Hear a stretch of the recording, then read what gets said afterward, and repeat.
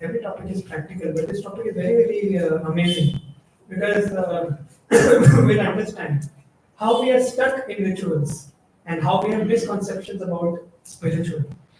What is the link between spiritual and ritual? So, by the way, before starting, so I would like to mention that His Grace Karthik Puji wanted to come today, but at the last moment, it was he's not well actually today from quite few days. So so he couldn't come. So please bear me for another 1 hour. So I'll try my best to convey the message as it is. Oh, sorry. So before starting this topic, let's first understand what is bhakti. What is the definition of bhakti? And we'll understand this not from our opinions or something, but we'll understand this from Bhagavad Gita. Okay? Very, very amazing shloka. This is also called peace formula. If somebody asks you, where it is mentioned that how we can attain peace? In Bhagavad Gita, or we can quote this shloka. 5th chapter, verse number 29. And it also talks about what is bhakti. It clarifies to us that what is bhakti. Very, very, very scientific. So let's chant this shloka together. Together means I'll recite, you can repeat. Bhoktaram yajna tapasam Sarvaloka Maheshwaram Suhridam Sarvabhutanam Gyatva Mam Shantim Richati. Something happened to the garland of Srila Prabhupada. Okay. So can somebody read the translation loudly for everybody? Loudly. A person in full consciousness of me, knowing me to be the ultimate beneficiary of all sacrifices and austerities, the supreme lord of all planets and demigods, and the benefactor and well-wisher of all living entities, attains peace from the pangs of material miseries. How many of you want peace in life? Everybody. So, Krishna tells how to attain peace, and our main focus will be on bhakti. What do you mean by bhakti? So here there are three aspects on which we can focus. First is bhoktaram yajna tapasam, right? The first aspect. Then second aspect is sarvaloka maheshwaram, and the third aspect is suhridam sarvabhutanam. So let's try to focus on the first one. Bhoktaram yajna tapasam. So Krishna is telling, I am the ultimate beneficiary of all the activities. Whatever activities are going on in the world, or whatever you are doing, I am doing. Whatever everybody is doing, who is the ultimate beneficiary? The Supreme Lord. Lord is the ultimate beneficiary. Krishna is saying, I am the ultimate beneficiary. Right? Whatever austerities, whatever sacrifices we do, if one understands that the Lord is the enjoyer, I am not the enjoyer. Right? Many times we think that, oh, I am the enjoyer of my activities. Whatever I am doing, I should enjoy the results. But actually, if we try to understand this point, that I am not the enjoyer, Lord is the enjoyer, I'm just a servant. In that consciousness, if this consciousness we develop, that I'm just a servant and I have to do this activity for enjoyment of the Lord. So it'll be so nice, so nice. That's what Krishna is telling actually. That instead of considering ourselves as the enjoyers, understand that I am the enjoyer. I am means the Supreme Lord is the enjoyer. First point. If one realizes this, at least theoretically, one tries to realize this. And the second aspect, Sarvaloka Maheshwaram. Maheshwaram means Maha Ishvara. He's not telling Ishvara. By the way, there are so many Ishvaras. We are also Ishvaras. We try to control so many things. Ishvara technically means what does Ishvara mean? Controller, right? The actual meaning of Ishvara is controller. But you see, everybody is a controller, right? I can control some few aspects here and there, but not everything. Can we say that I can control everything in the entire world right now? Sitting here, I can control everything. How many of you say this? Yes, I can control everything. Or how many of you say, no, no, I cannot control everything, right? So, if one understands this point that I am not the ultimate controller, the Lord is the ultimate controller. Supreme Lord is the ultimate controller. Hmm? And He is the uh, proprietor of everything, whatever exists. Because He is a proprietor, that's why He is the controller. Because I am not the proprietor of everything, I am not the controller. Right? How can I control if I don't? If not, if everything doesn't belong to me, how can I control? There's no question of control, right? It comes later. Control comes later. First, I should possess something, so then I can control it. But everything belongs to the Supreme Lord. Nothing belongs to me in this world. Acha, how we can say that technically or logically that nothing belongs to me in this world? Nothing. Can you give some logical points? Nothing belongs to me. हाँ, खाली हाथ आते हैं और खाली हाथ चले जाते हैं. Right? We have heard this. I just remembered that song actually. Okay, so uh, if we can say that yes, this particular thing, this mobile belongs to me, then logically this mobile should always be with me. Hmm? At the time of birth, also this mobile should be there with me. At the time of death, also I should take this mobile with me wherever I'm going. But it cannot happen, right? I have to leave everything here. This mobile cannot go with me. So that's why, if we try to analyze, nothing we can take with us, nothing. Even this very body in which we are living for 60, 70 years, I'm saying 60, 70 because that's the max we will live. Be convinced. We have to be convinced. Some people say, I have a lot of time. Why to practice bhakti? Right? They say, oh, I'll live till 80 years. I'll live till 80 years. But what's the guarantee? No guarantee. Now, these days we are hearing that so many, even young people are getting heart attacks and so many things are happening. So, what's the guarantee that when we will die? And will not take anything with us at the time of death. So, in that way, logically, we can understand nothing belongs to me actually. Because technically, something belongs to me means it should stay forever with me. Then it belongs to me. So nothing belongs to me. Now, if one understands that nothing belongs to me, then whom does it belong to? Krishna is telling it belongs to me. Now, the Lord is telling Himself in the Bhagavad Gita that it belongs to me. Supreme Lord, one who knows me as the Supreme Lord of all the planets and all the demigods, basically everything, He's telling, then he'll be peaceful in life. Hmm? Now, the third aspect is Suhridam Sarva Bhutanam. What do we mean by Bhutanam? Bhutanam means living entities, living beings. And Sarva means everyone, all the living beings. So what Krishna is telling, Suhridam, he's the best friend. Or I am the best friend. Krishna is telling, I am the best friend of all the living entities. How technically we can understand? In the next shloka, next means in one of the other shloka, Krishna tells in Bhagavad Gita in 18.61 that Ishvarah Sarva Bhutanam Hrida Deshe Arjuna Tishtati. Oh Arjuna, Tishtati. I reside, or I reside as Paramatma. Where? Hrida Deshe.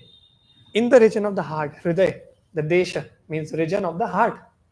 Wherever our heart is, in that region, I reside as what? As Paramatma. And in whom I reside? In every living entity. Sarva Bhutanam. Right? That's what he's telling here also. Sarva Bhutanam. So he resides as Paramatma in everyone's in everyone's heart. And that's why he's saying, I am the friend of everybody. Because I am living eternally with the living entity. I'm staying. That's why I know about everyone. Do you know about everyone in this world? Can we know about everyone? I cannot know about Harish, what he's thinking now, right? What is the desire of Shiva Prabhu right now? Right? He may be saying that why is speaking so much? He speaks a lot in the classes. So, so just kidding. Huh? So we may not know that what the other person's desire is, what other person is thinking, the mind, in the mind what is going on, what is the desire of people. We cannot know what he's experiencing right now, which part of the body is paining. For sure, everybody's body part will be paining. Some body part or the other, right? We are Kalyuga beings. So, but what is happening in the experience of any other living entity, we cannot know. We cannot know. But the Supreme Lord knows about everyone. He knows each and every dynamics about every living entity. Now, this is amazing, actually, right? If you try to realize this point, I was just trying to realize this point. It's so amazing. It's very incomprehensible. And how can Supreme Lord know about everything? He's conscious about everything parallelly. He's conscious about my body, about my mind, my desires, my thoughts, and he's conscious about all the living entities, about Tushar Prabhu, about Ritvik Prabhu, about everyone, Shubham Prabhu, everyone, parallelly. And now I went to Mayapur recently, and I was just thinking actually there, because a forest area, there were so many small insects, right, all around the place. And I was thinking, in this small place only, there are so many insects and living entities. Just imagine uh, in Mayapur, then in Kolkata, in West Bengal, then in India, then in the continent, and then on the whole planet. There are so many living entities, so many. How is the Supreme Lord conscious of everybody? It's so amazing to think, right? And when we understand this, or when we at least try to realize this point, try to contemplate about this point, we'll fall in love with the Supreme Lord, right? And when we understand or when we try to realize these three aspects, that I am not the enjoyer, I cannot enjoy everything. Supreme Lord is the enjoyer. Krishna is telling himself in Bhagavad, I am the enjoyer. And when we understand the second aspect, that I am not the proprietor of everything, I cannot control everything. Nothing belongs to me in this material world.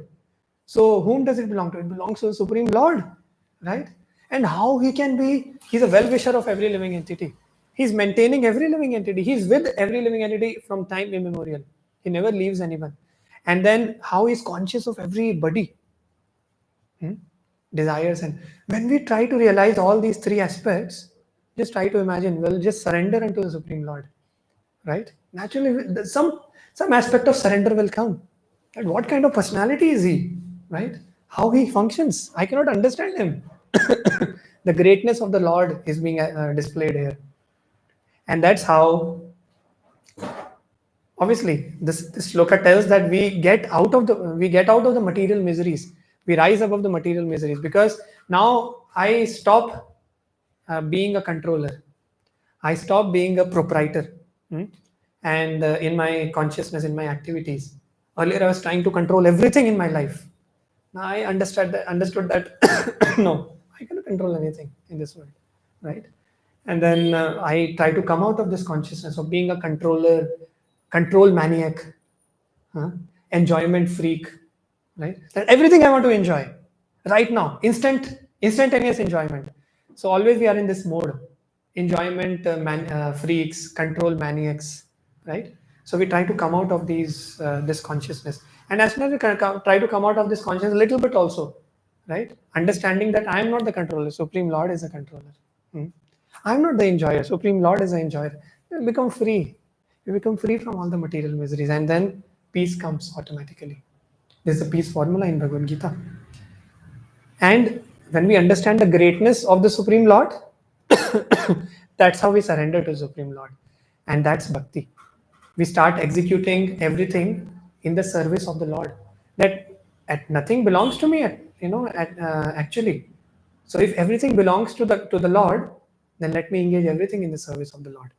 And this activity or this consciousness, when we are engaging everything in the service of the Lord, that's bhakti. That's bhakti. You understood what is the definition of bhakti right now? It's so nice, so nice. When we engage everything, our whole existence in the service of the Lord, in giving pleasure to the Lord, right? And in serving the Lord, in serving the living entities of the Lord, oh, that's bhakti. That's bhakti. So technical, right? So technical bhakti is. It's not cheap. It's not cheap. Outside, if you understand bhakti, many people will say something sentimentally or no. Bhakti is not sentimental. It's scientific. Bhakti is scientific. A devotee is actually very very scientific, very very scientific. So bhakti is scientific. Now, after understanding what is bhakti, we'll understand what is the relation between religion and spirituality. Or what do we mean by religion first? What do we mean by spirituality? Right? What is the connection? We'll understand. Now let me ask you, what do we mean? What do you mean by religion? Maybe you can raise your hands and answer. You want mic? We can pass the mics also. So what do we mean by religion? Dharma. Any answer? You can be open. Let's be open in this discussion. Here we have come to learn and to grow in spirit, in Krishna consciousness, to grow in spirituality, to grow in our understanding. So let's. I think dharma really means the duties which one has to perform in his life. Duty. Yeah, duties. Okay, that's a good answer. Dharma means duty, and that's correct. Dharma means duty. Okay, anyone wants to expand a little more? Set of rules. Yeah, set of rules one performs. Okay. Okay, that's acceptable. Set of rules. Yeah. So I think religion is particular community is following their own standards, like rules. Okay. Any particular community who have set some standards, as he mentioned, some rules and standards, and they're following that. That is dharma. Okay. Anyone last answer from this side? Set of rules by following which we can lead to spirituality. Set of rules by following which we can lead to spirituality. Okay. So you're defining a difference between religion and spirituality, right? And then connecting both. By following religion, we can go to it is not differentiating. But, we can say the subset is religion, and The goal is spirituality, and the Yes. whole set is spirituality. yeah, we can lead like by following religion only we can lead to. It leads to spirituality. Okay, that's good. Yeah, that's correct. That's a good answer. Yeah. So, how are Shastra describe the dharma? Can we close this? Others, let it be open. So, how Shastra describe and how Srila Prabhupada describes in Bhagavad Gita's introduction and many other places, Srila Prabhupada describes dharma in his lectures also. Many times I've heard. And it's so nice, actually, so scientific. Let's try to understand what is dharma, what is religion. Sometimes, maybe generally, if we go to the dictionary meaning of religion, dictionary will say a kind of faith. If you open Oxford or any other dictionary, some standard dictionary, it will say a kind of faith. Religion means a kind of faith. Now let us ask this question. When we talk about faith, can our faith be always be stable or it can change? It can change. Today I may have faith on somebody, it can change tomorrow, right? Similarly, today I may have faith of following a particular religion. Like, for example, today I am a Hindu. Tomorrow I can convert to Islam. Or today I am a Muslim, I can convert to Christianity or Hindu, whatever. People have this vague idea, very vague idea that, okay, religion means some kind of faith. He has his own faith. This community has has their own faith. It's okay, let them follow whatever they are doing. But faith can change. Tomorrow I can change my faith. So that's why that's not dharma, that's not religion. So what is religion then? Religion is something which cannot change. A characteristic, a characteristic or a duty, as we can mention, we can say, some characteristic with us, which stays with us forever, which cannot be separated from us, from all of us. It is an integral part of our existence. That's a characteristic with which I'm existing always. It cannot be separated from us. It always is there within us or with us.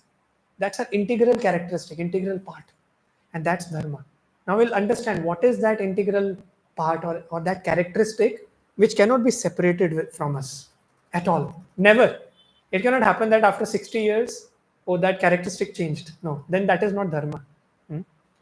That characteristic will stay forever with us. It cannot be separated from us. And that's our dharma. And dharma has to be common for everybody. Everybody in the entire world. Whether one is a Hindu, one is a Muslim, one is a Indian, one is an American. Everyone's dharma should be same. Hmm? And the scriptures describe that the actual dharma or occupational duty, which cannot be separated from us, is that we are the servants of the Lord. And Srila Prabhupada describes it very, very nicely in the introduction to Bhagavad Gita. So elaborately, he describes that just observe around you that everybody is serving somebody or the other. Do you agree or not? That everybody is serving some other personality in their lives. Everybody is serving. For example, we may be serving our boss, who is very dear to us, to our hearts, because he gives us salary, right? Somebody might be serving, or a son might be serving the parents, the family. The head of the family will be serving the whole family. A mother will be serving the children and the husband also, right? So everybody is serving. The prime minister is serving the nation, the whole nation. Armed forces is serving the whole nation. A shopkeeper is serving his customers.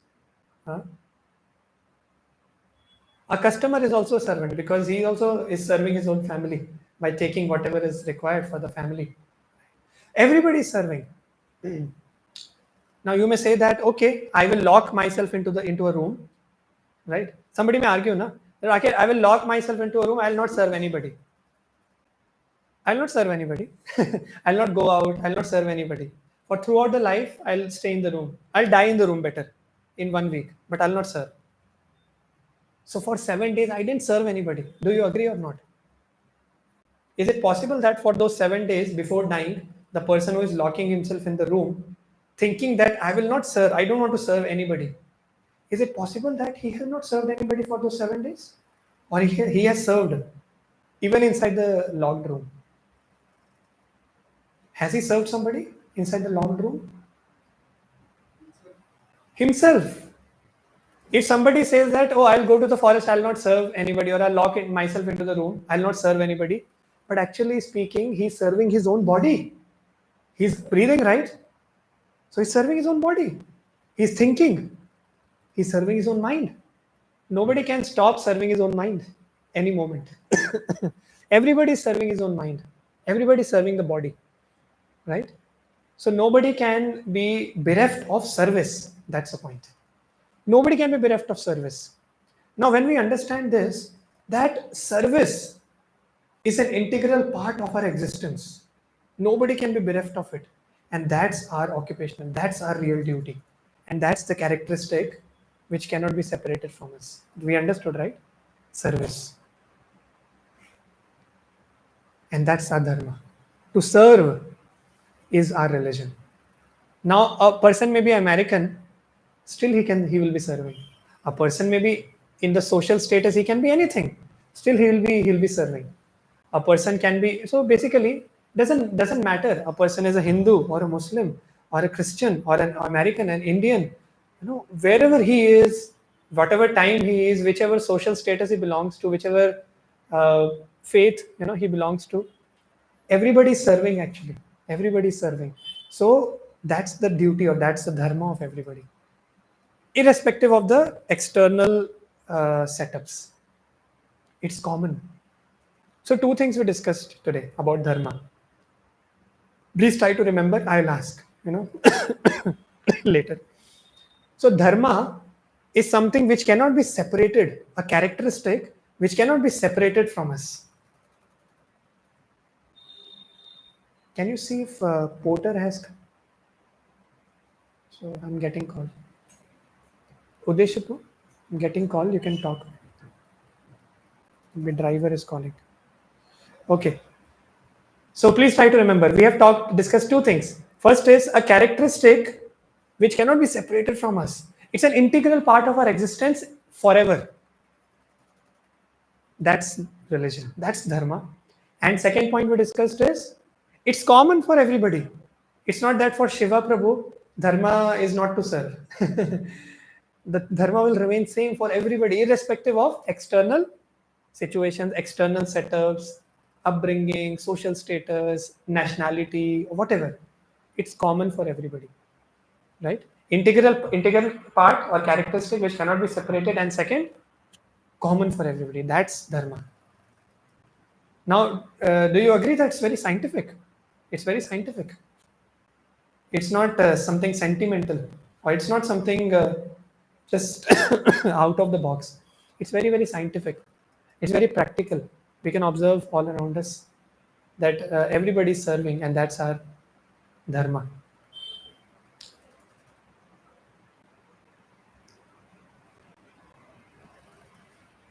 Now, question comes: whom to serve? If we are to serve, now we are serving so many personalities in our life. Especially, we are serving the boss so nicely. If you don't serve our boss, then our existence will shake. But actually speaking, uh, our actual dharma is to serve the Supreme Lord, because we understood from the bhakti. What is the definition of bhakti? That everything belongs to the Lord. So everything has to be engaged in the service of the Lord. Everything means everything. So when everything is engaged in the service of the Lord, that's bhakti.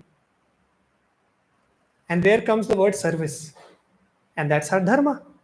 So when we engage in bhakti towards the Supreme Lord, when we serve the Lord, then actually we are executing our dharma. So whom to serve? The answer is Lord. We have to serve the Lord. Now the question comes, okay, I'm serving the Lord. What about my family? What about my nation? What about so many other things? We have to take care of them also. So Krishna consciousness is so nice. Bhakti is so nice that everything is taken care within the realm of bhakti. It's so amazing. So we see there are so many devotees, even though they have the families, they have this understanding that the family members are also the parts and parcels of the Supreme Lord only. They are also the jivas which belong to the Lord. My wife, she doesn't belong to me as my wife. Okay, temporarily we are like husband and wife. Temporarily, we are like, okay, we came together as a family for 60 years, not 60 years, for 25 to 30 years, and we are, serving each other, or basically staying together. But actually, every one of us belong to the Supreme Lord. We are all parts and parcels of the Supreme Lord. So, understanding this or realizing this fact, having this consciousness, when together the family serves the Supreme Lord, that becomes bhakti. So everything can be actually encompassed in the realm of bhakti. Service to nation, service to the family, service to communities. Everything will be encompassed when we serve the Supreme Lord. And there is very very nice example given in the Shastra that, let me ask you this question: if you want the different parts of the plant, what are different parts of the plant? Like you see flowers coming out of the tree or plant, you see fruits coming out, you see there are so many branches, twigs, right? Then stem, everything. There's so many parts, leaves, so many parts of the plants are there. If you want that, water has to reach all the parts of the plant, and plant should be nourished at all the parts. Then where should we put the water? Should we put the water on leaves separately, flowers separately? Yeah, I want to nourish the flowers only today. Tomorrow I'll nourish the leaves. So leaves, today I'll put water on flowers. Tomorrow I'll put water on leaves, right? Separately. Will we act like this? Will we do like this? No. Where will we put the water? Roots. When we put the water on the roots, at once the water will go away to all the parts of the plant, and the whole plant will get nourished. So this example comes in the scriptures. And that's how when we serve the root, who is the root in this case I'm talking about? Lord, the Supreme Lord. When we serve the Supreme Lord with all our capacity, then what happens is all the parts, which are our family members, which is the citizens of a country, everyone will be nourished, including our own selves. Everyone will be nourished. So nice Krishna consciousness, so nice bhakti is. Hmm? Bhakti doesn't mean that we have to leave everything and go to the forest. No, it encompasses everything. The realm of bhakti contains everything. It's so nice, so inspiring. So now understanding this, let's talk about spirituality also. Dharma we have talked about, now spirituality or adhyatma, right? Spirit, what do we, so basically spirituality, this word comes from spirit. Atma. Something which is beyond matter. We see everything is material, right? What is material, by the way? We have gone through that shloka many times in these sessions. What are the material energies of Krishna, of the Supreme Lord? 8 material separated energies. Bhinna Prakriti Rashtada. But what are those? There are 2 categories also in that. 5, one category, 3, gross and subtle. 5 gross material energies or elements, and 3 subtle energies or elements. And those are material elements. All these 8 are material energy or material elements. What are those? What are those 5? Let's recap. Okay, earth, air, water, Fire, fire, ether. And what are the 3 subtle elements? Mind, intelligence, and false ego. So these are the 8 material energies. Beyond this, whatever is there, that's spirit. And when we talk about spirit, that's spirituality. Simple. So knowing about the spirit soul, and the actions related to spirit soul or pertaining to spirit soul is called spiritual or spirituality. You understood? It's very simple. And a spirit is beyond the matter, right? So that's spirituality in simple words. So normally people have this many concoctions that, as I mentioned in the starting, that this is spirituality according to me, that is spirituality according to me. So when Srila Prabhupada went to US, to America, so people were actually looking for spirituality, and there was a hippie culture, as I mentioned already.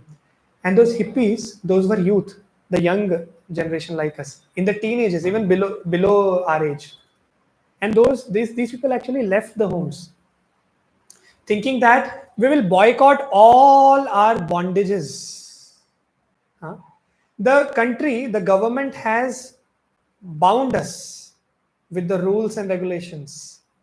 We are controlled by the government. We are controlled by this nature. We are controlled by the people around us. Let's leave everything. Let's boycott everything. Let's just leave. Come out of this, all these bondages which have bound us. Let's be free. This was their conception. We want freedom. We want to experience the freedom. And that's what they were looking for, spirituality. They were looking for some higher experience in their lives, which will free them in their consciousness, in their whole existence. And that's how they left everything. They left their homes also. Parents were worried. What is my children doing? He's not studying at all. Studying also, not studying, not going to school, colleges. And then what is he doing then? They came out on the streets, and then they were lying down on the streets. They were thinking that whatever our mind will say, we should be free, na? So whatever our mind will say, whatever my heart will say, I will do. Just do it. The just do it movement started from there actually. We see na, in the t-shirts, and there's a tick mark. Just do it. Don't think before acting. Just do it. And you are free, right? Do you agree with this? That we are free if we just do it. Huh?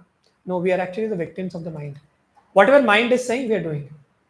So we are under the control of the mind, actually. We are not free. To actually become free is to come above the control of the mind, even the intelligence also. And that's actual freedom. Coming out of the influence of the matter, the three modes of material nature. Sattva gun, Rajogun, Tamogun are influencing us each and every moment. Last session we understood, right? Some few sessions. So that's actual freedom. But here they were thinking that, oh, we will, whatever the mind says we will do. And the mind started saying, indulge in whatever nonsensical activities you want. So they started smoking ganja, weed, and LSD. There was a very famous drug called LSD that time.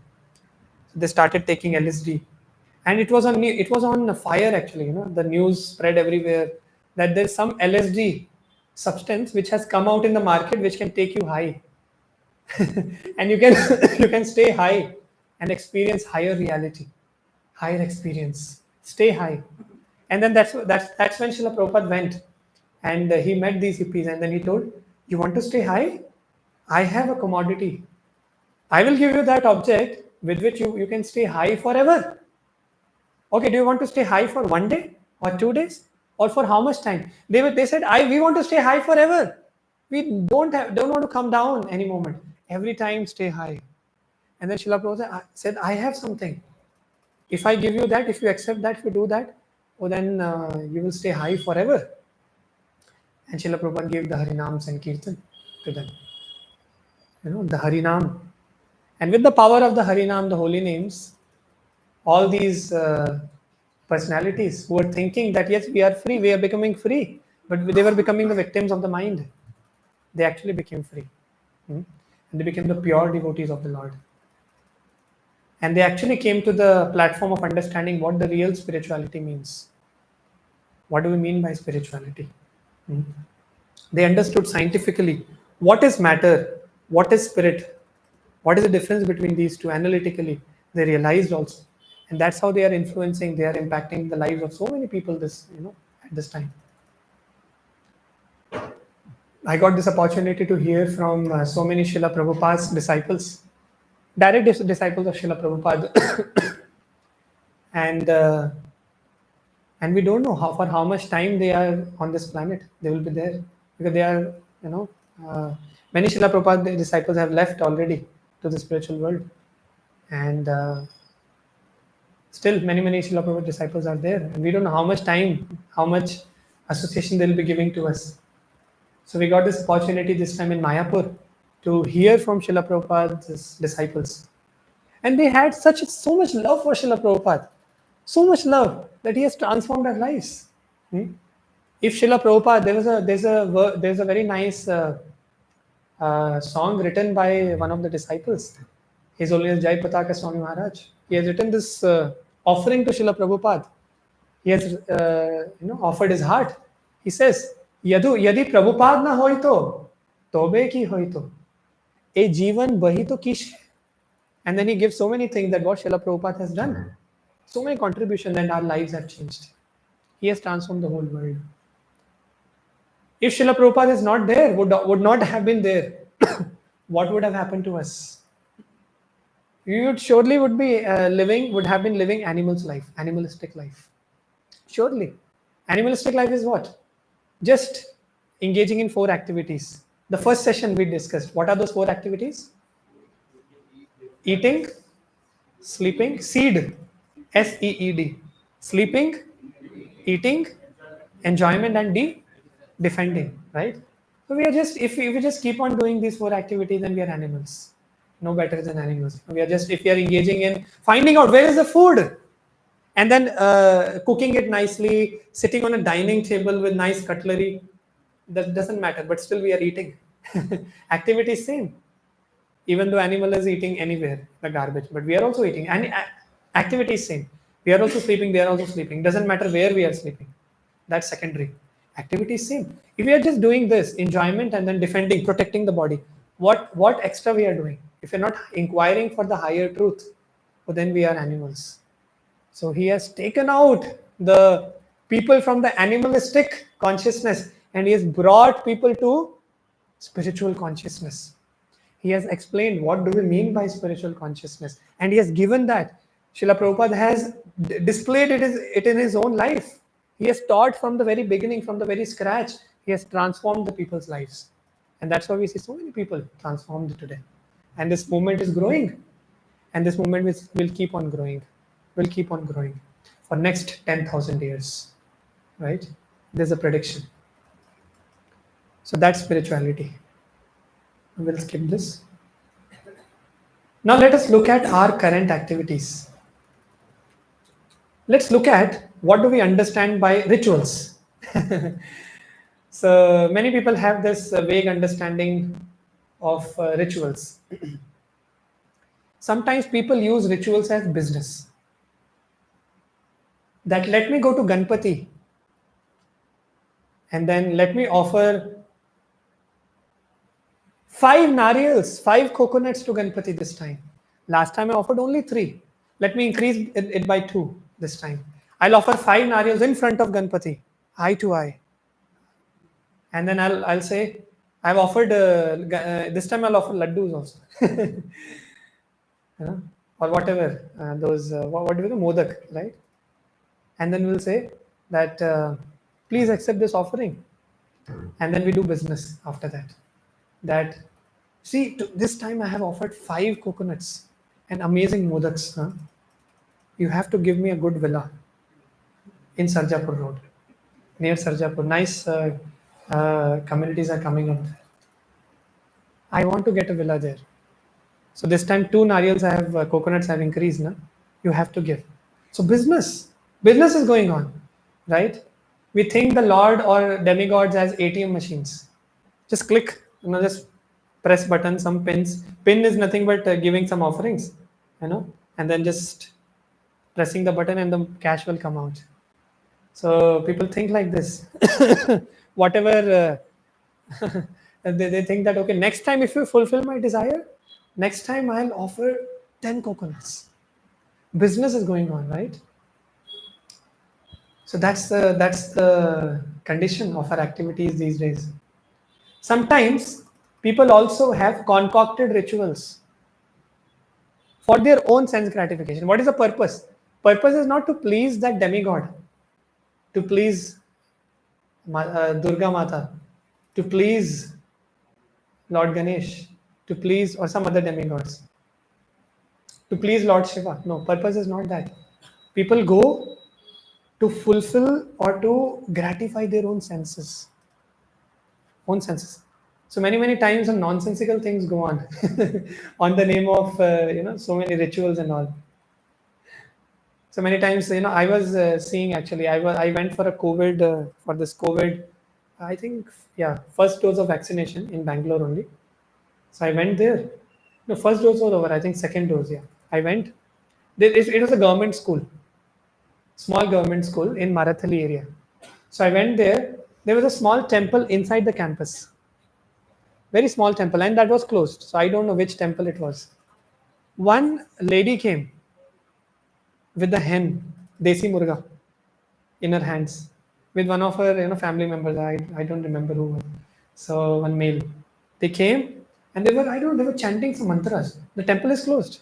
They were chanting some mantras, something they were chanting, and then finally they brought a knife and they cut the throat of that, and they were again chanting the mantra, and they were in ecstasy actually looking at that.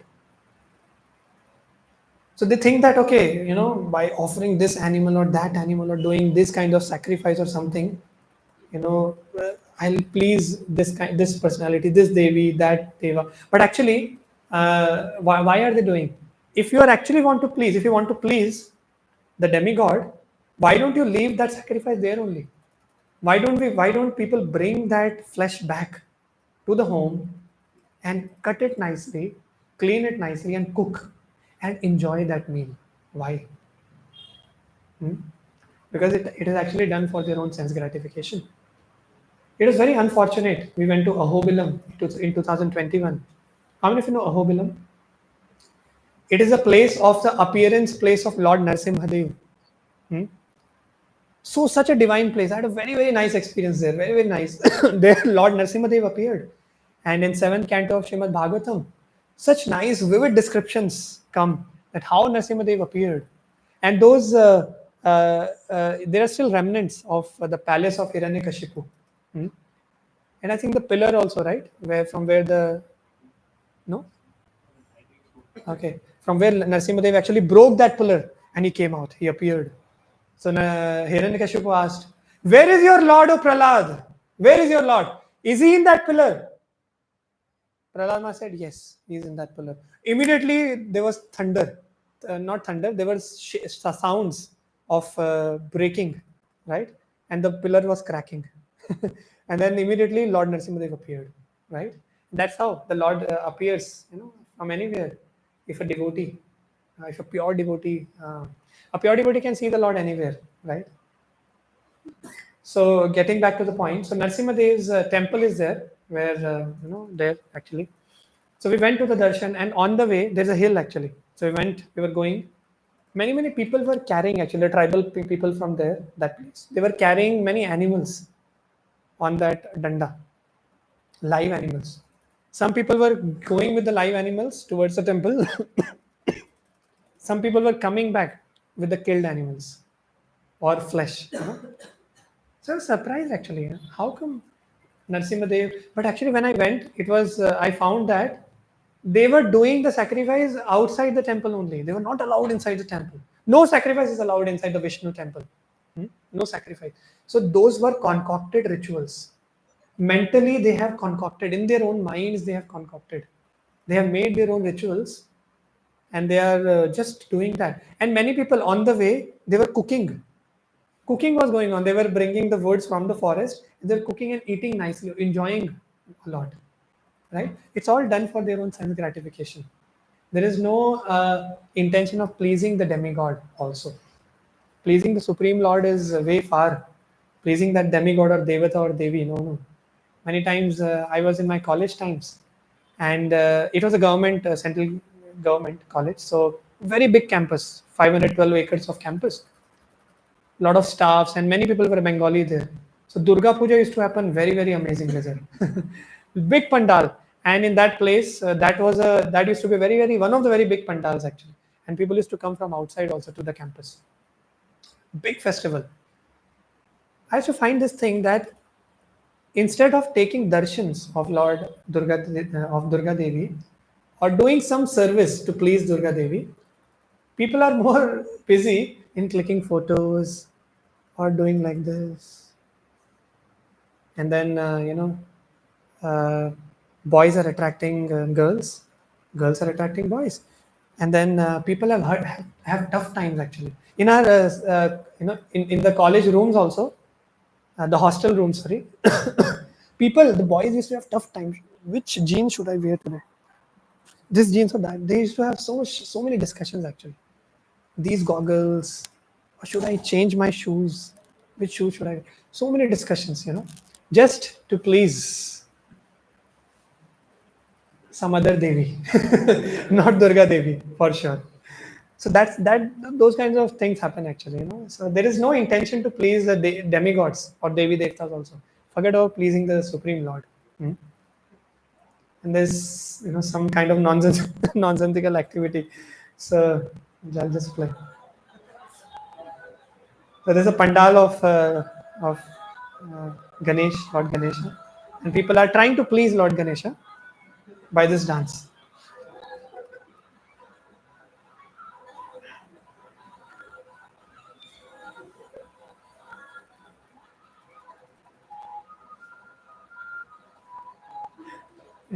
And then Lord Ganesha will also speak sometime. Please don't torture me like this. At least do something, some tangible dance. Okay, it's okay, but don't torture me like this. With your dance. So all kinds of nonsensical activities go on. Okay, anyways, and many people many people say this, that bhakti should be in the heart, na. Many times I've heard from my own family members also, from my relatives. Bhakti should be in the heart. ऐसे दिल में रहना चाहिए भक्ति. ऐसे बाहर, don't show off. What's the need of showing off to the people? ऐसे बाहर जाके you are chanting and dancing, playing instruments. Why to show off? Why are you chanting on the beats? Chant in the heart, chant in the mind actually. Don't utter any single mantra from the mouth. Chant in the mouth, in the mind. No word should come out. No, even a little hiss also should not come out from your mouth. That mantra should not be revealed to the people. Hmm? Chant in your own mind, 24/7. When people say 24/7, na, actually it's so we can just laugh. Actually, nothing else. I was in Ghaziabad before coming to Bangalore. I was attending one program on Sunday. One of the many people have this misconception, and then they say that, ha, I do bhakti, I do bhakti. So that speaker was speaking Shrimad Bhagavatam, and that devotee, and then one after the Bhagavatam class was over, question and answers were going on, and that one of the attendees, he was asking a question. It seems he came for the first time to ISKCON.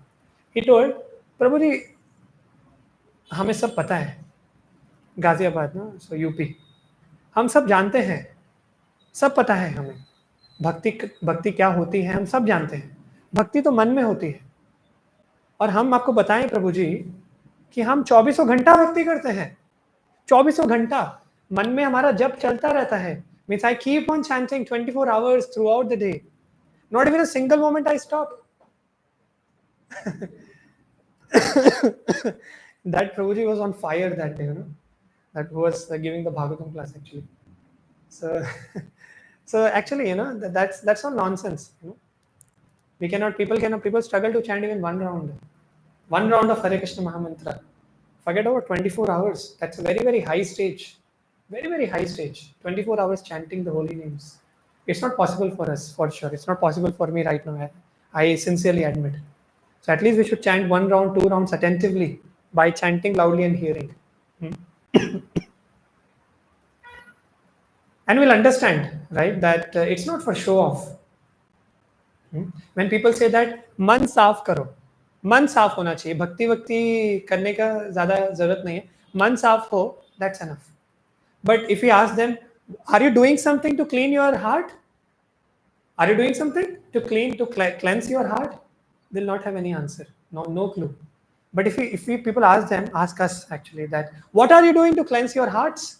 Then the answer comes. There's a verse in Shiksha Ashtakam, the first verse, which says, Cheto darpana marjanam bhava mahadavagni nirvapanam Shreyah kairava chandrika vitaranam vidyavadhu jivanam anandam buddhi vardhanam प्रतिपदं पूर्णामृत आस्वादनम सर्वात्मा स्नपनम परम विजयते Sri Krishna Sankirtanam.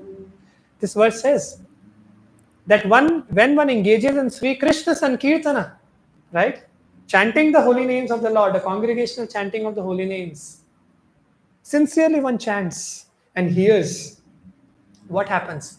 Cheto darpana marjanam. Cheto means consciousness, chetana. Darpana means mirror, darpan, mirror. So consciousness is compared to a mirror. From so many lifetimes, this mirror has become dirty. A lot of dust has accumulated over this mirror. And if I look at that mirror, well, I'm not able to see anything because a lot of dust has been accumulated. Thick and thick layers of dust. Now what happens? Marjanam. Cleansing happens. Marjanam means cleansing. How does the cleansing happen? By following the process of chanting the Hare Krishna Mahamantra. Sri Krishna Sankirtan. This is a process given in Kali Yuga. Kalau tad Hari Kirtanat. In Kali Yuga only one process is possible, and that is chanting the holy name, chanting the names of Lord Hari. Right? And then the actual purification of heart will happen. Marjanam will happen. Cleansing will happen. Cleaning will happen. That's the way to clean. But if you ask this to people, they will have no clue. They'll just speak few words. Man saaf hona chahiye, cleanse your heart. But how? How to cleanse the mind? How to cleanse the heart? This is the process. Scriptures tell this. The Lord tells us. Shastra and Guru Sadhu Shastra. So we need to know. It's very scientific. Now let's connect. How the rituals become spiritual. Hmm? When the purpose, it all depends on the purpose. When we know the science behind the rituals, and we do that ritual, whatever ritual we are doing, to please the Lord, with an intention, with the purpose to please or to serve the Lord, and that's bhakti. That becomes spiritual. That ritual becomes spiritual. But when we are doing some activity, some ritual, we don't know the background of that ritual, the science behind it, why are we doing, and the purpose also we don't know. If we are doing it for our own pleasure, for our own satisfaction, the body's or mind satisfaction, or we can say sense gratification or selfish desires, to fulfill our selfish desires, if we are doing that activity or ritual, well, then it's not spiritual. Right? So very clear. When the purpose is to serve the Lord, the Supreme Lord, then the ritual becomes spiritual. I'll ask you this at the end. When the ritual becomes spiritual, when the purpose is to serve the Lord, and we discussed that is a dharma, right? Now let's just quickly discuss what is the science behind some of our rituals, some of our activities which we perform. So let's just connect connect the two, ritual and spiritual. So we'll go. This is very nice shloka. That's what the shloka is telling. Patram pushpam phalam toyam yo me bhaktya prayachati tad aham bhaktya upahritam ashnami prayatatmanah. The Lord is saying. He's saying, if one offers me what he offers, what a person can offer, if he offers me, first of all, how? If he offers me some with love and devotion, bhaktya, with love and devotion, what? A leaf, a flower, patram, a leaf, pushpam, a small flower, phalam, little fruit, toyam, little water. With love and devotion, I will accept it. And the Lord is giving the guarantee that I accept it. I accept if he is doing it with love and offer. If he's offering with love and devotion, any little thing, I accept it, O Arjuna. And that's how, whenever we do some activity, when we offer that activity, the results of that activity to the Supreme Lord, or whenever we do some ritual, that particular activity, we do it for the pleasure of the Supreme Lord, to serve the Supreme Lord, he will accept it. And that becomes spiritual. Because the Supreme Lord is spiritual. And whenever we come in connection with some spiritual entity, the activity becomes spiritual. Very, very simple. Whenever we come in contact with spirit, that becomes spirit. It becomes spiritualized or it becomes spiritual. So that's how, when we offer something to the Supreme Lord, when we perform any ritual or any activity for the pleasure of the Supreme Lord, to serve the Supreme Lord, that becomes spiritual and the Lord accepts it with love and devotion, obviously. And that's spirituality. And that's bhakti. That's bhakti.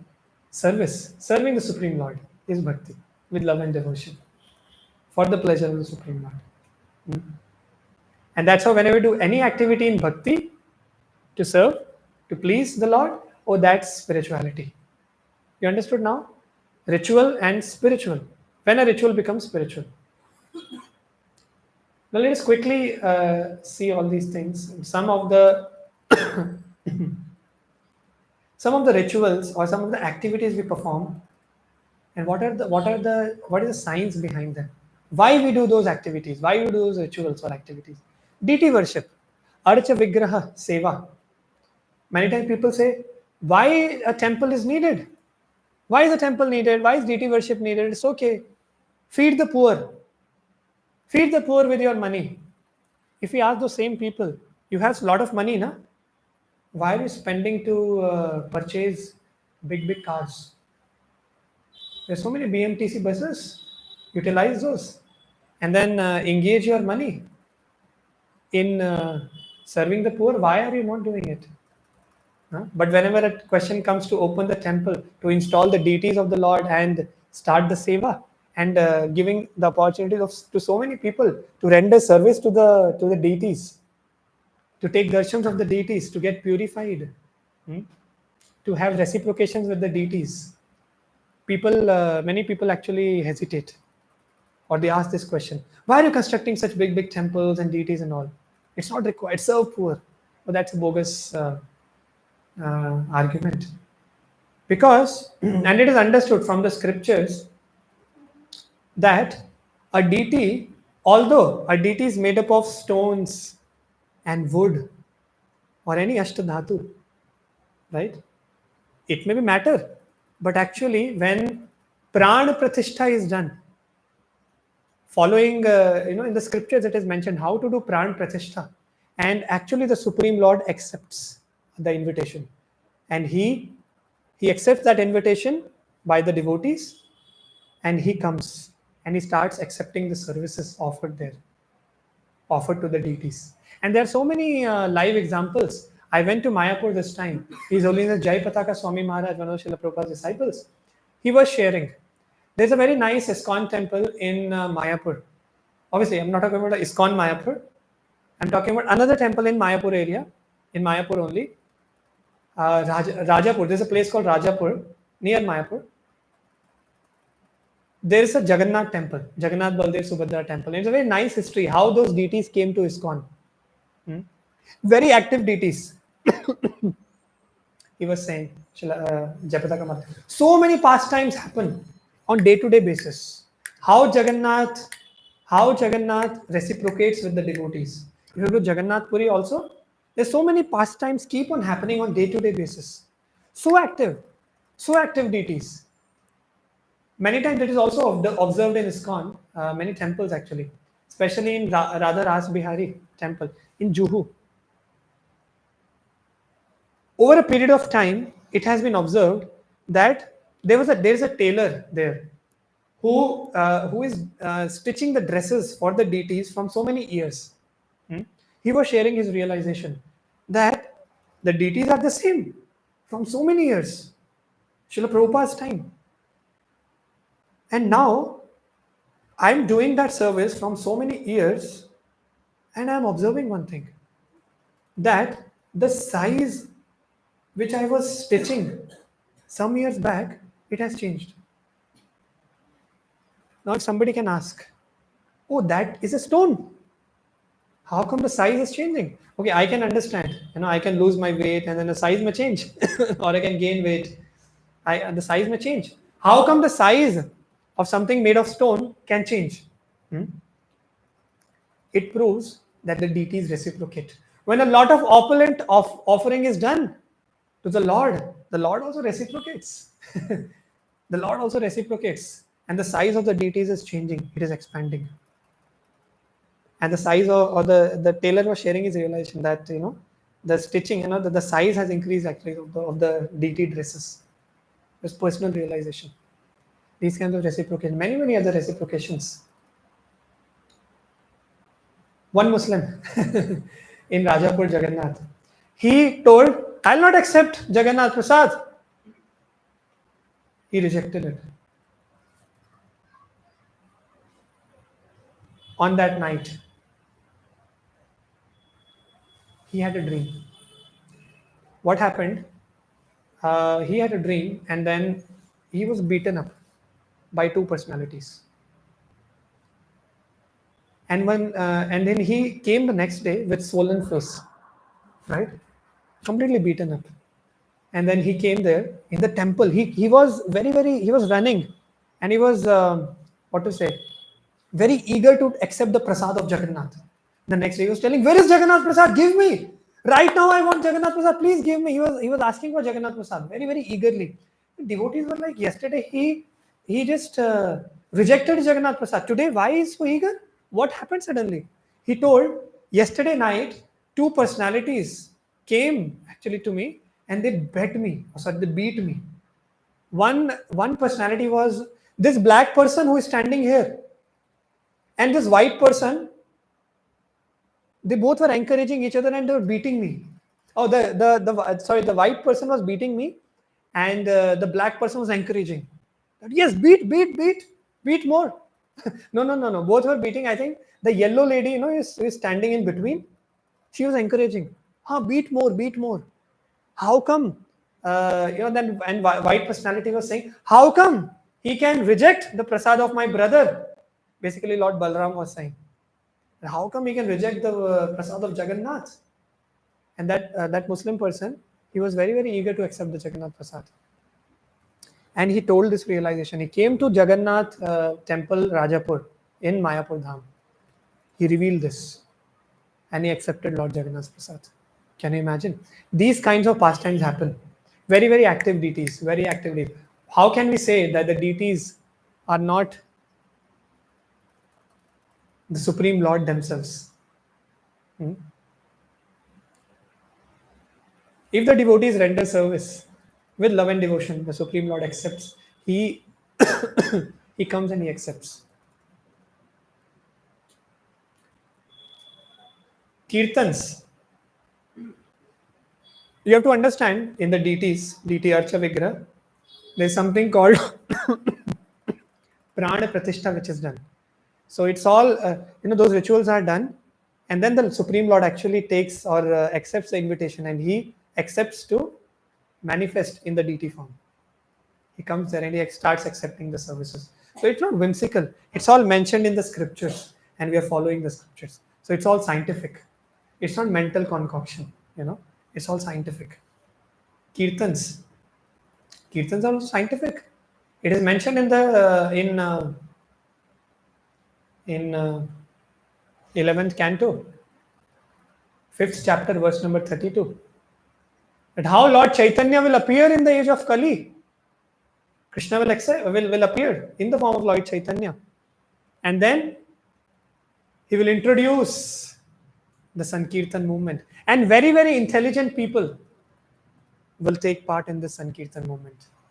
They will do congregational chanting of the holy names of the Lord. Let's chant together. Hare Krishna, Krishna Krishna, Hare Hare. Hare Rama, Ram Ram, Hare Hare. He will establish the Yuga Dharma. Yuga Dharma will be established in the age of Kali. The Yuga Dharma of Kali Yuga, which is Nama Sankirtan, right? And it will create the auspiciousness all over the planet, and which is happening. Many countries who are against performing Sankirtan on the streets, they are allowing now. The governments are allowing. Many countries, the Islamic countries also, the atmosphere is changing, and it has to happen because this is a prediction for the next 10,000 years. Many people, almost all the people of the entire world will become devotees, and they will take part in the Sankirtan movement. Now, one sannyasi was giving class in Mayapur Dham this time, and he was telling that we have to feel so fortunate that we are a part of this movement, that there is a prediction in the scriptures, and it is happening right now. We are able to see with our own eyes that it is happening. The movement is expanding, and we know from the scriptures that it will happen for next 10,000 years. Only a fool will not take part in this. Only a fool will not take part. And the scriptures tell, right, the 11th canto of Srimad Bhagavatam, the intelligent people will take part in this. And you all are intelligent people because you are coming and you are taking part in the Sankirtan movement, understanding Bhagavad Gita, taking part in this Harinam Sankirtan, right? So this is not something whimsical that someone has just whimsically introduced Sankirtan. No, it is from the scriptures. I've told you one reference from Bhagavatam. There's another reference also, many references. Kalau tad Hari Kirtana, that is mentioned. Now there are some verses from for every ritual we perform. For example, obeisances, offering danvats, namaskar to the Supreme Lord. Now one may say, where it is mentioned, I will not offer obeisances to the Lord. Lord himself says in Bhagavad Gita. Come on, Lord himself says in Bhagavad Gita, right? He says, Manmana bhava madbhakto madhyaji mam namaskuru. Right? So let's stop here. So mam namaskuru. Offer obeisances to me. The Lord is saying. Now if he's saying in Bhagavad Gita, if you just follow that, just follow as it is. Whatever the Lord is saying, let me just follow. Let me offer obeisances to the Lord with full heart. The Lord will accept and will advance in bhakti. Just by offering obeisances. Very, very simple activity. So bhakti is very simple. Offering obeisances to the Lord, thinking of me, Krishna, the Lord is saying. Okay, engaging mind in me, it's sometimes difficult. But at least offering obeisances, who is stopping? Who is stopping? We can offer obeisances. As soon as the altar opens, we offer obeisances to the Lord. Right? We offer obeisances to the pure devotees of the Lord. Mam namaskuru. And that's the science behind, or the reason behind offering obeisances. It's not whimsical. ऐसा नहीं कि किसने कहा आज से we will start offering obeisances. No, it's given in Bhagavad Gita. Parikrama. Some people do parikrama of the temples. Parikrama of Tulsi Maharani. Every single morning we do parikrama. Tulsi Pradakshina. Right? Why we do? The science behind it, or the purpose, or the consciousness behind it is that, O Tulsi Maharani, you are the servitor of the Lord. You are a pure devotee of the Lord. Let me take your shelter. And you are the center of my life. The pure devotees and the Lord of the Lord and the Lord himself are the center of my life. And when we do parikrama, keeping the Lord and their pure devotees, the devotees of the Lord, as the center of our life. With that consciousness, we do the parikrama. ऐसा नहीं परिक्रमा means वहाँ पे हम लोग कुछ एक we are doing some step walk or moon walk or something. No, a step dance is going on. No, we do parikrama with this consciousness that oh Lord, even if you are not the center of my life today, but oh Lord, please allow me or help me to build this consciousness that you are the center of my life, or become the center of my life, oh Lord.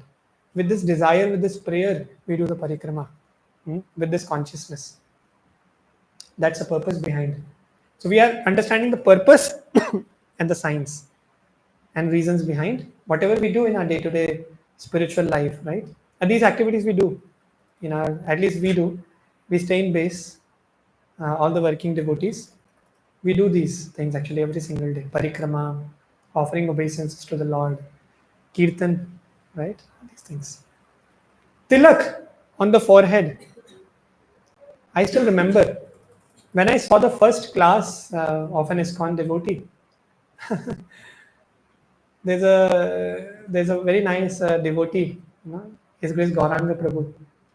I was watching his lecture and I got stuck for a few minutes on his tilak. I was astonished to see the tilak. I was just keep on first looking at his tilak only. What is this, man? He's looking out of the world. And actually it happens. Many people actually get mesmerized by looking at the tilak. Such a nice, beautiful tilak. So it's so attractive, so attractive. What is the purpose behind, or what does it signify? We'll understand. You see, the two, what do we call that? Urdhva Paundra, if I'm not wrong. So they represent, the two lines, they represent the lotus feet of the Lord. The lotus feet of the Lord, the Supreme Lord. And at the lotus feet of the Lord, who stays? There's a leaf here. Which leaf? Tulsi leaves. That's how we offer Tulsi leaves to the Lord. So Tulsi Maharani always resides at the lotus feet of the Lord, serving the Supreme Lord. So that's what it signifies. ऐसा नहीं कुछ एक design बना दिया. Someone has made a design to decorate the forehead. No, this is the significance behind. And we take shelter of the lotus feet of the Lord, and we take shelter of the Tulsi Maharani also, and we seek blessings. That, oh Lord, oh Tulsi Maharani, please bless me, so that I can also become a very, very faithful servant of yours. I can become a faithful servant at your lotus feet, O Lord, and at the lotus feet of the devotees of the Lord. With this consciousness, we apply the tilak. There's a reason behind this. And sometimes people say, what is the need of wearing dhoti kurta? What's the need? I was hearing a lecture. One devotee was sharing actually, and that's true. It's so nice. The dhoti kurta is so, the dhoti is so light, so easy to wear, and very, very flexible, right? Very easy actually. When we sit for prasad, I still remember when we go to office, na, in the morning when we sit for prasad with belt, so much of congestion happens, and then so much of वहीं से मतलब पेट दर्द start हो जाता है. Forget about the whole day, right? So much of uncomfortable it is. But when we wear dhoti kurta, it's so nice. Anywhere, anytime. It's all air conditioning. You see, it's all air conditioning actually. The free flow of air is possible. But with pant, and that too, so many so much of sophisticated pants and jeans and all, very difficult, very difficult. So suffocating. But dhoti kurta is so nice. Actually, I was watching a video of Rath Yatra. There were some rare videos of Rath Yatra actually. Jagannath Rath Yatra of Puri, Jagannath Puri. And I was seeing during the British days, or very, very old 1800s or even 1900s, even 1900s, before the independence, people used to wear dhoti kurta. I was seeing all the people were wearing just dhoti kurta. Obviously, in Puri, sometimes they don't wear the upper part because of so much of heat, but they were wearing dhoti. I was surprised to see that even in 1900s, early 1900s. So all this, this so-called modernization has happened in recent few, decades actually. It has spoiled our lives. Spoiled our lives. It has become artificial actually. Dhoti kurta is so natural, and so comfortable. And externals affect internals. When we wear dhoti kurta, naturally, we'll feel that I should not commit any sinful activity now. Or I should speak nicely at least. People are looking towards me. Oh, no, he's a devotee. He's practicing, he's reading Bhagavad Gita for sure. He must be reading, huh? So he should have good qualities. People expect. And the responsibility comes. Responsibility comes. So externals surely affect internals. Sometimes people argue this, right? Why to wear dhoti kurta and all is all show off. We can ask this question to people. You wear shorts and go to office, na? Or as soon as you wake up, why don't you go to office? Why do you take bath nicely? You clean yourself, you apply so many perfumes and creams and all those things, fair and handsome, right? And then you wear such a nice sophisticated clothing for the office, and you get ready and then you go. Why? You wear pajama and with banyan you go to office, they will not accept. Because actually externals affect internals. When we go with proper clothing also, obviously, with after taking bath, the consciousness becomes clear, right? So we'll come out of the ignorance after taking bath, cleaning our body and all those things. So externals surely affect internals. And when we have spiritual attire, this is called Vaikuntha attire. Vaikuntha attire. When we have this, it reminds us that no, I'm a devotee. Although internally I may be having so many anarthas, but still it reminds us that no. I have to become a devotee at least. It's a big responsibility, and my life is to purify myself and to advance in Krishna consciousness. One day I will die, and death can come anytime. Why to wait? So this remembrance will come. It helps us to get this remembrance that I can die anytime.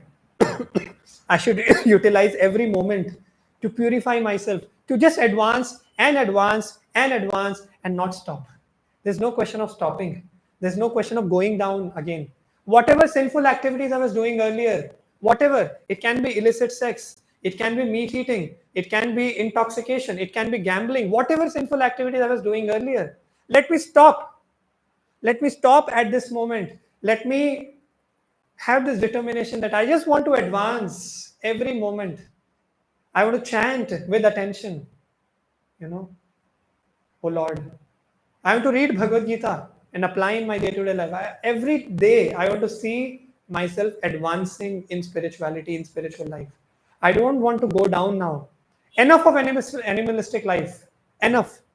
Whatever sinful activities I performed till now, enough. From this point, this moment onwards, I want to become sincere, very, very sincere from my heart. Oh Lord, please help me. And when we wear dhoti kurta and have this attire, it will help us. It will help us to it'll remind us of this consciousness. It'll remind us. That's why it is very important. And people look good. People look smart when they wear dhoti kurta, sarees and whatever, and they wear tilaks.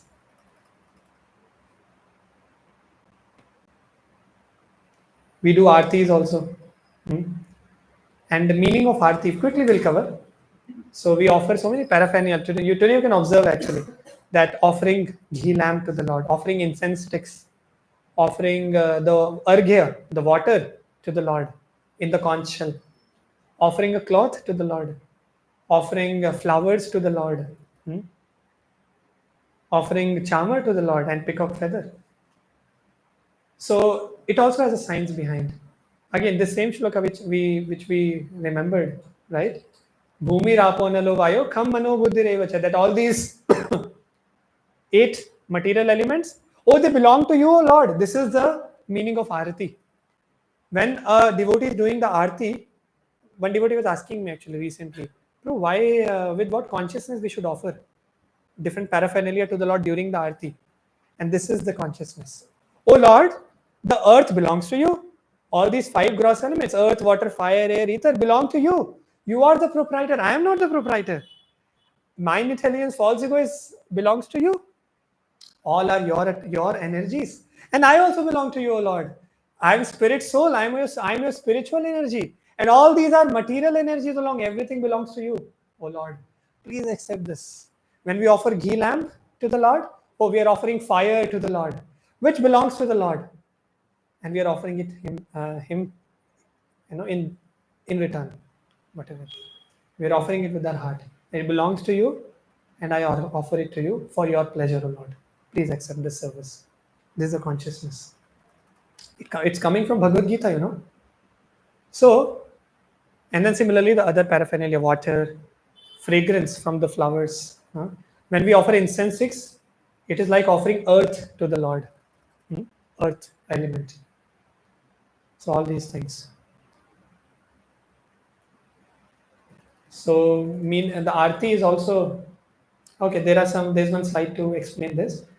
Blowing the conch shell in the kirtan on plus kirtan in the beginning when we do arti, conch shell at the end of the arti, and also doing the kirtan.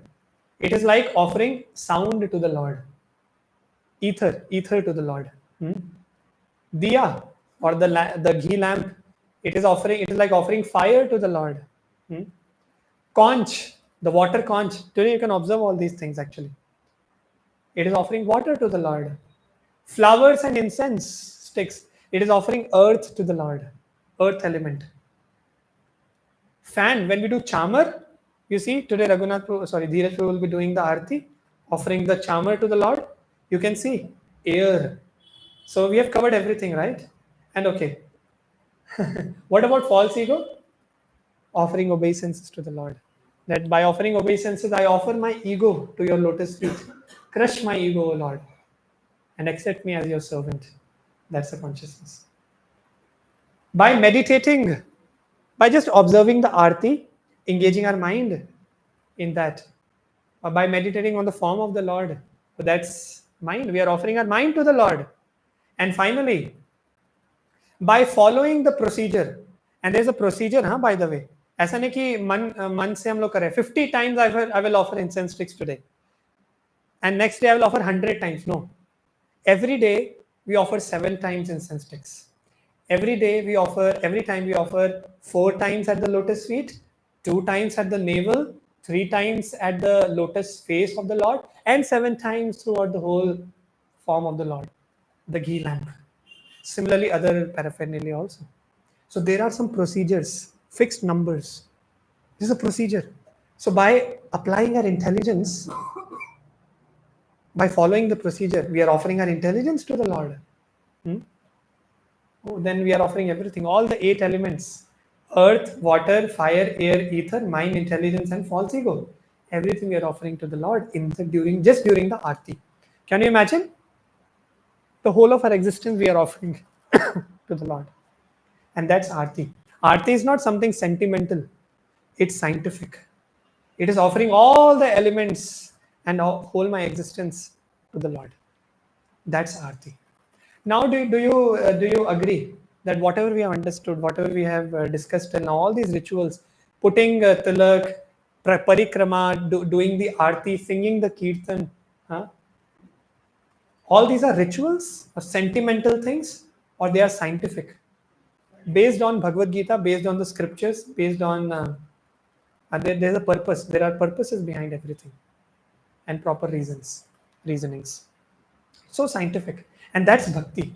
That's bhakti. Serving, understanding the science. This is bhakti. Serving the Lord, understanding the science behind it. That's bhakti, and that's how. And when we do bhakti, when we serve the Supreme Lord, who is all spiritual, the ritual becomes spiritual, and that's the connection between ritual and spiritual. The purpose is to serve the Lord. Simple. So I think, yeah. So we'll just move ahead. We'll finish in 1-2 minutes. Now, finally, the last topic for today is self-centered consciousness and God-centered consciousness.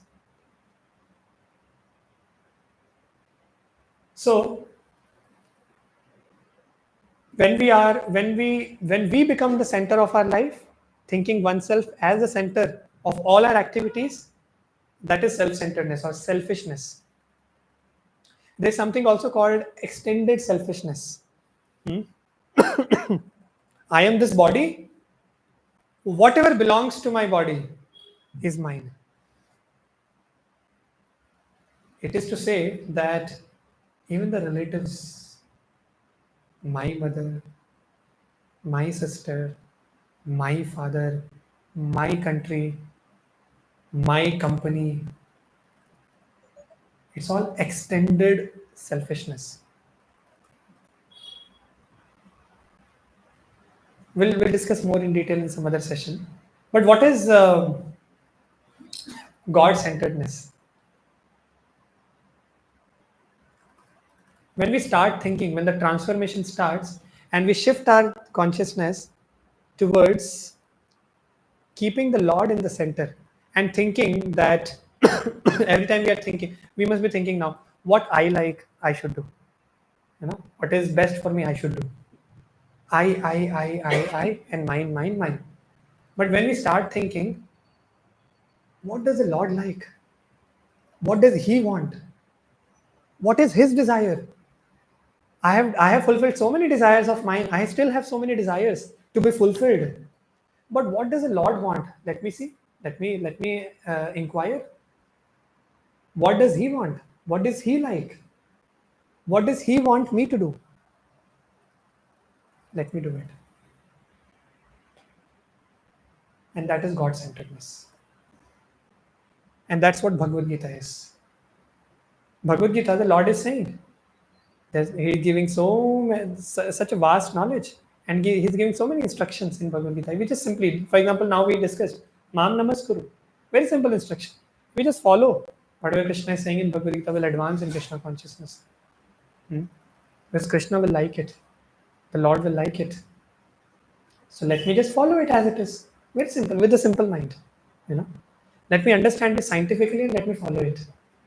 And that's God-centeredness. What the Lord likes, what does He want? He wants me to do. When we start thinking like this, and that's God consciousness, and that is the real transformation the heart, the change of heart which happens when one performs bhakti. And bhakti is all about this transformation from self-centeredness to God-centeredness. If this is not happening, oh, one is not performing bhakti. You know, there's a test. If this transformation is not happening, one is not coming out of selfishness, always thinking about myself, my, I, mine, and coming out of this consciousness, thinking about what can I do to please the Lord. If he's not coming to this consciousness, he's not performing bhakti. But if he's coming to this consciousness of any person, oh, then he is transforming in his consciousness and he's coming to God centeredness or God consciousness or Krishna consciousness. And that's what Bhagavad Gita teaches us. And that's bhakti. And that's spirituality. Transforming all our activities, whatever we do, for the pleasure of the Lord. With a purpose, with just one purpose, to serve the Supreme Lord and to please Him. When we do this, it becomes spiritual. It becomes spirituality or it becomes bhakti. And that's the real transformation of the heart. So we'll stop here for today. One final thing, as we discuss every session, that 3 practices for quick advancement. It all depends on us, whether we want to quickly advance or not. We may die any moment. So if one is serious about perfecting one's life, then one will surely be eager to advance every single day. And when he will wake up in the morning, he will have this consciousness that today, whatever I've done yesterday, let me advance. Let me, whatever, I was doing my chanting inattentively yesterday, let me do it a little more consciously today. All the spiritual activities, or even in our material life also, let me advance in all the spheres of life. Let me not go down in my consciousness. Every moment I should advance. This is the mood a spiritualist has. So everyday mantra meditation has to be done. How many of you are doing it regularly? Every single day. That's nice. How many rounds? How many of you are chanting minimum, I'll not say 2, at least 1 round every single day? At least 1 round. At least 2 rounds? Okay, 3, 4 people. At least 4 rounds? 1, 2. At least 8 rounds? 1. At least 16 rounds? 1. Okay. Yeah. So at least we should come to 2 rounds. And that's our criteria for going to advanced levels. So we'll be starting our advanced sessions, the level 2 of Festival of Enlightenment. By the way, we are very strict. We'll not take everybody. We'll take only those who are sincere. And obviously, many people are sincere here. So who are having this criteria, fulfilling this criteria, that minimum 6 attendance. Okay, if there are some exceptions, okay, कुछ घर में कुछ problem हो गई, they went back home and then they were attending online. Okay, that's we can understand, we can consider those things case to case.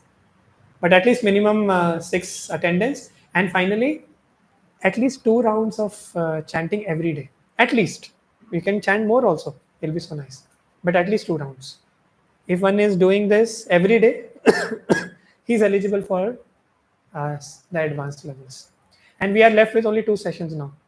Next time Kartikeya Prabhuji will come, he'll take the session and will close even the next time. I think 1 or 2 sessions, I have to check. So it can end. So level 1 is almost at the end.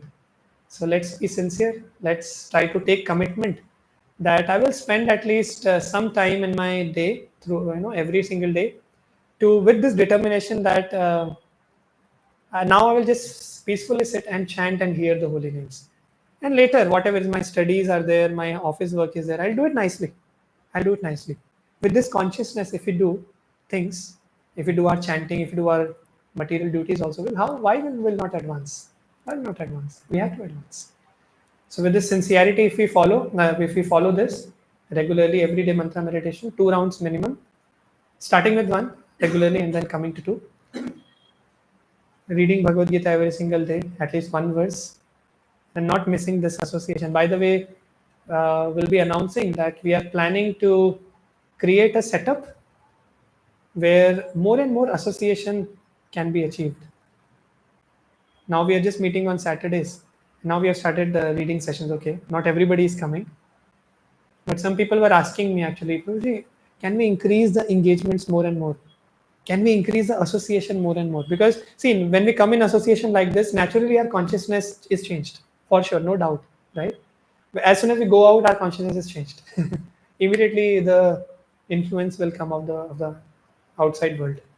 So when we stay more and more in association, then we'll be able to practice better. So we are thinking of one more initiative, where we can increase the association, right? So let me just introduce in 1 minute. So we have something called BASE, Bhakti Vedanta Academy for Culture and Education. Already there are 5 bases under ISKCON ACS layout, in ACS layout area, and Marathali, one in Marathali also. So now we are thinking in this direction that we will open one base in Panathur also for the FOE students who are attending Panathur sessions. Because just by attending sessions, hearing on one day of a week, it's not enough. If there's a setup where every day we can practice,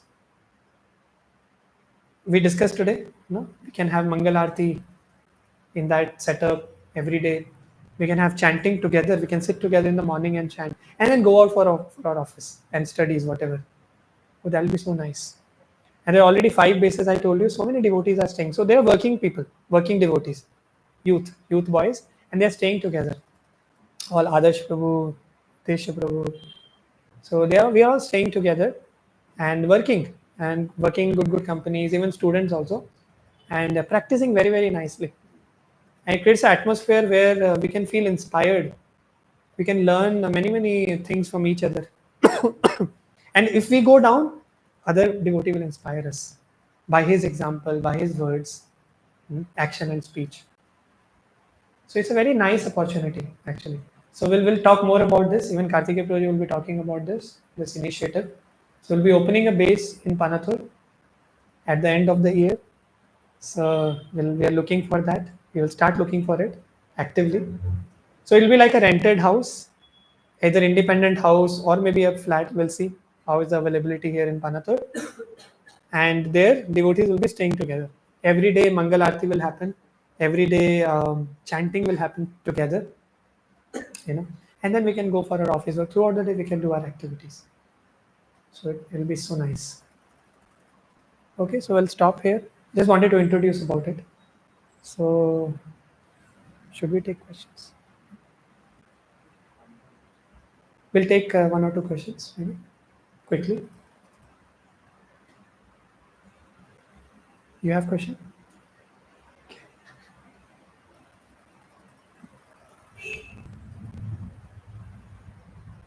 Okay, any question? It's all clear. So your purpose of life is clear today, right? Why are we doing so many activities or whatever, the rituals which we do? Okay, that's good. Any questions if you have, we can ask during the prasadam time also. So let's go for the mantra meditation. We'll be chanting for a few minutes at least, and we'll be going for Aarti. Okay. So we can distribute the beads. Or you can stretch your legs.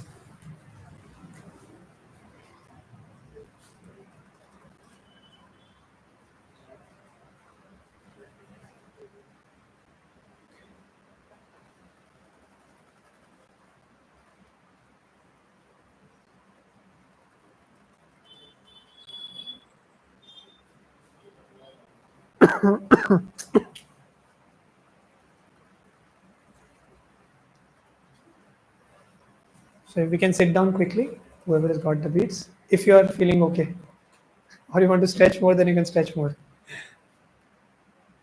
We'll be doing for some minutes. So maybe 4 to 5 minutes.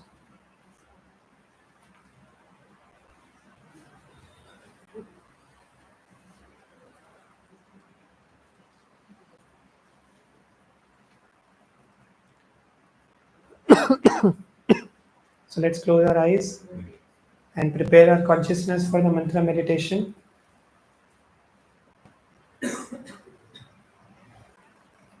Let's try to remind ourselves that why am I coming here every Saturday? This question, why, is a very, very profound question which can change our life completely.